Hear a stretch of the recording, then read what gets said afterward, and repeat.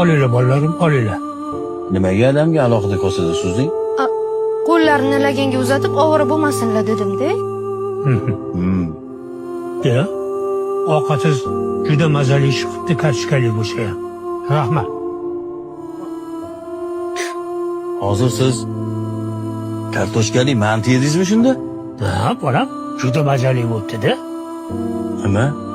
Sen hozir o'zimizga go'shtli, yog'li manti suzib, adamga alohida kartoshkali suzdingmi? Bolalarniki bilan adashtirib yuboribman shekilli, adasi. Ada, shu keliningizni bitta duo qiling. Ilohim. O'zidan battar kelin uchrasin.